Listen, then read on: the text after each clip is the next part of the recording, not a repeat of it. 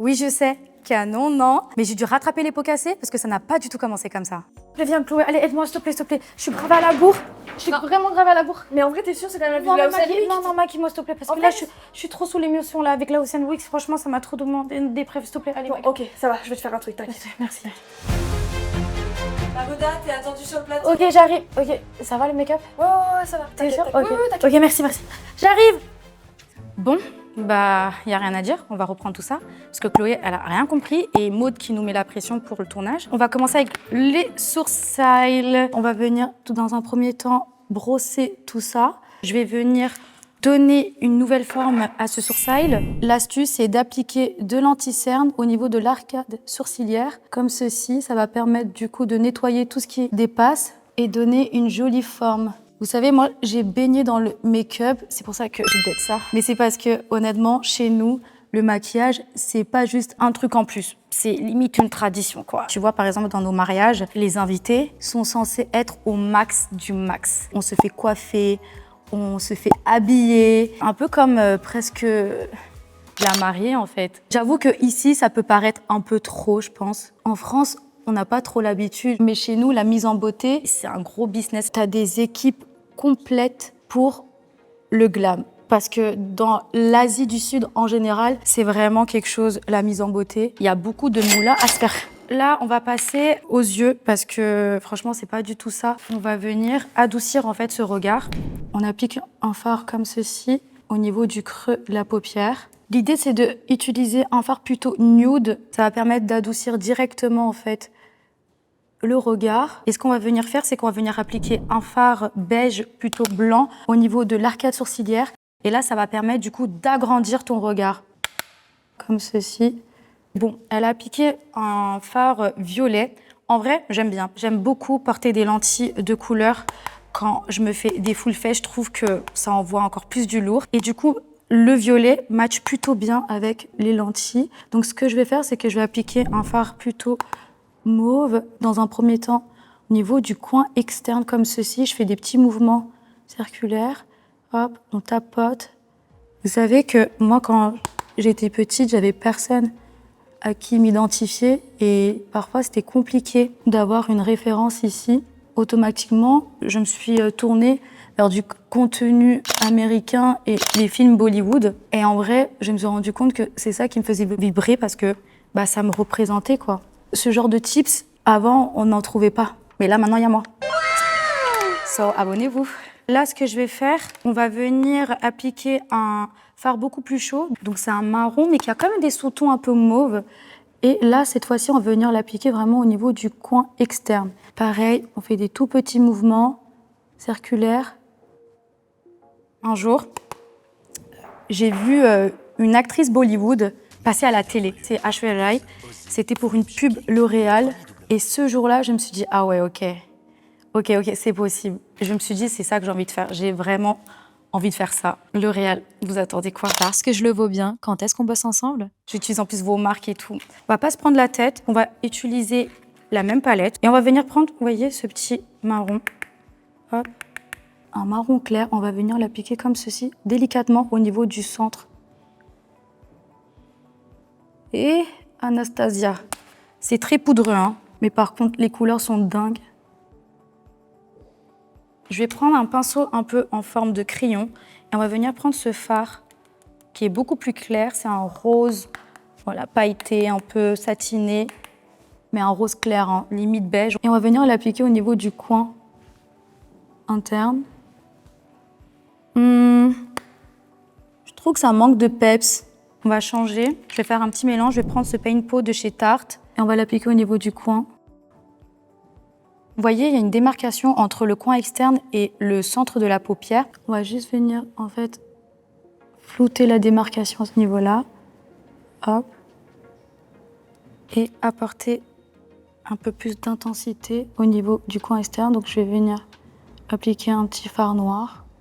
Et là, je viens estomper les bords entre l'arcade sourcilière et le creux de la paupière, sans matière, sans rien. Là, on va venir du coup rattraper ce trait d'eyeliner.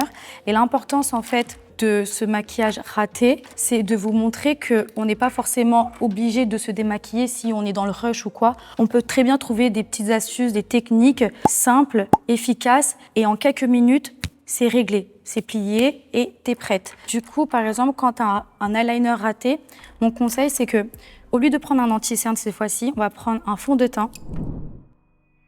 Je viens effacer ce qui dépasse comme ceci et étirer à la fois hop, la virgule, ça va donner quelque chose de beaucoup plus droit et net. Et finalement, c'est plus simple de faire ça que d'effacer et de refaire. Donc là, ce que je fais, c'est que je vais laisser, en fait, je vais pas estomper parce que le but, c'est que le produit pénètre bien sous la peau. Parce que si on estompe directement, ça ne sert à rien. Donc là, on va le laisser comme ça et en attendant, on va commencer le teint. Hop, alors là, comme vous pouvez le voir, le fond de teint qui a été appliqué, c'est vraiment pas ma couleur, c'est vraiment pas pour ma carnation. On voit que c'est très foncé, un peu orangé. Et là, l'idée, c'est de rattraper tout ça. On va apporter du contraste et tout simplement, au lieu de, encore une fois, effacer et surtout, mauvaise idée, si on applique du fond de teint par-dessus, ça va faire un effet très cakey, ça sert à rien. Ce que moi, je conseille, c'est que directement, on va appliquer un anti-cerne un peu plus clair qu'on a l'habitude d'appliquer. Hop. J'en applique au niveau des cernes, hop, sur le menton, en gros la zone T. Sur les zones, on veut donner quand même un peu plus de lumière. Ça va permettre aussi à la fois de structurer quand même le visage. Donc là, je vais venir faire un petit contouring, parce que vous voyez, à ce niveau-là, c'est très orange. Donc ça va permettre de neutraliser cet effet un peu orange, un peu sur le front, la mâchoire. L'anti-cerne, je laisse poser quelques minutes avant d'étaler, pour que ça soit plus intense. En attendant, je vais venir estomper le contouring. Je vous apprends des techniques comme ça, des tendances, mais vous savez qu'il y a énormément de tendances qui existent en Europe, mais en fait ça vient tout simplement de chez nous, l'Asie du Sud, comme par exemple le trait noir avec du col, c'est clairement de chez nous. Pourquoi j'en parle? Parce que c'est vrai que parfois j'ai remarqué, plus je grandis, j'ai capté que nos make-up looks c'est très cliché, ou pas assez moderne, alors que pas du tout. Tu as clairement des tendances qui existent ici en Europe, qui viennent de chez nous en fait.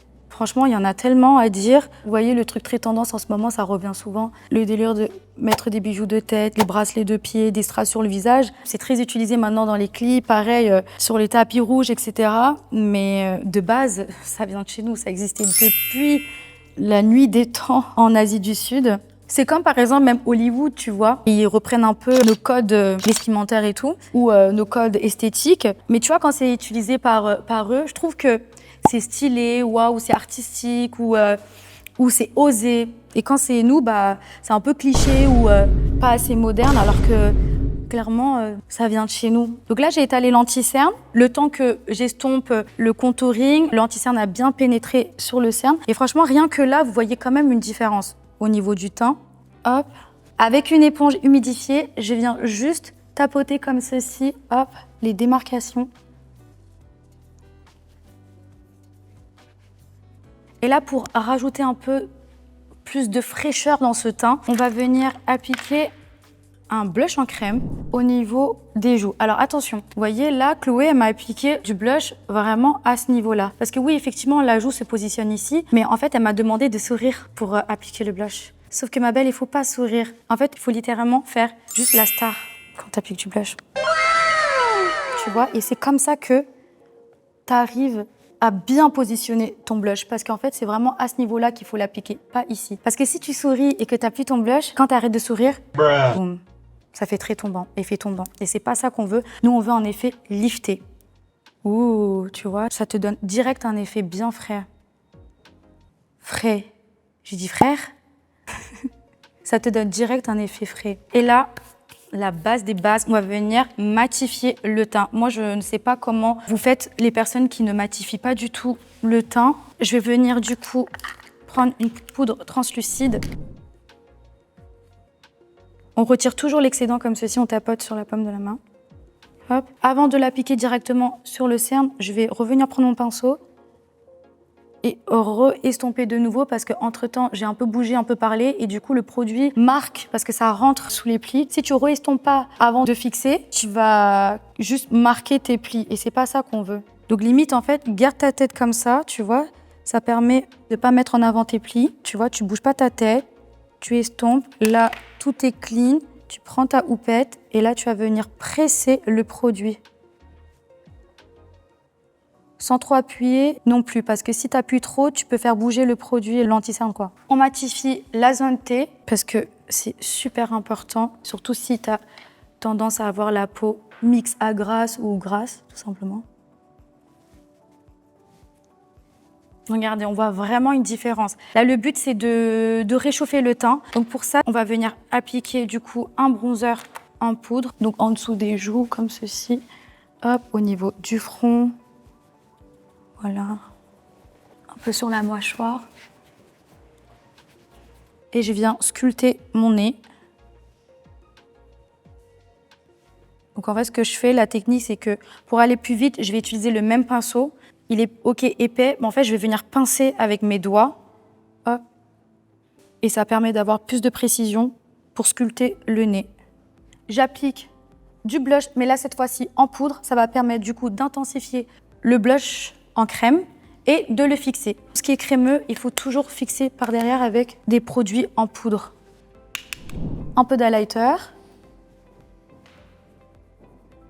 Et vous savez, nos looks sont souvent aussi inspirés des films Bollywood parce qu'en fait, la femme, elle est vraiment mise en avant via les clips de danse, etc. Les femmes, elles sont vraiment make-upées en mode full. Il y a tout ce qui va avec, vous voyez, genre les bijoux, les tenues. Et du coup, puisque la femme, elle est bien mise en avant dans nos films et bien représentée, automatiquement, on va essayer de reproduire exactement les mêmes looks et porter les mêmes tenues. Exemple, ma mère, elle est fan de Intel et dans un de ses clips, elle a mis ce sari, donc c'est une tenue traditionnelle de chez nous. Et ma mère, elle va faire en sorte d'acheter exactement le même sari. Et d'ailleurs, tout ça, c'est tout un processus parce que tu dois acheter le sari, faire coudre ton blouse, donc le haut. Ensuite, il y a les bijoux qui va avec. Franchement, c'est tout un processus, la mise en beauté. Donc, comme vous pouvez le voir, les lèvres, ça va pas du tout. Tout dépasse. L'astuce qui est très connue, c'est d'appliquer de l'anti-cerne sur les contours de la bouche pour rattraper un crayon qui dépasse. Moi, je déconseille parce que je trouve que en fait, ça fait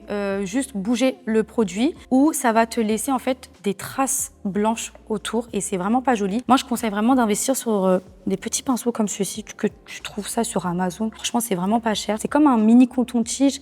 T'as juste à faire un petit coup comme ça et c'est réglé. J'applique un crayon marron sur les contours de mes lèvres. Parce que je trouve que pour les personnes typées comme moi, il vaut mieux tracer les contours des lèvres avec un crayon marron qu'un crayon rose comme ça, qui ne va pas du tout mettre en valeur tes lèvres. Et par-dessus ce rouge à lèvres, on ne va pas se prendre la tête. On va venir juste appliquer du coup un rouge à lèvres un peu plus nude. Hop. Et ma technique à moi, c'est d'appliquer un peu d'anti-cerne comme ceci au centre. Ça permet d'avoir un joli dégradé, vous voyez, entre les contours des lèvres, le rouge à lèvres et le centre de la lèvre. Bon, comme vous pouvez le voir, franchement, là, il n'y a pas photo. Le make-up, il a été clairement sauvé. Et là, maintenant, je vais vous montrer ce que c'est une vraie héroïne Bollywood. Allez. Voilà ta star de Bollywood préférée. Alors, j'ai rajouté du coup du mascara et j'ai retravaillé mes ras des cils inférieurs avec un crayon noir. Voilà, regarde. On a d'être ça. Si tu veux slay comme moi, abonne-toi.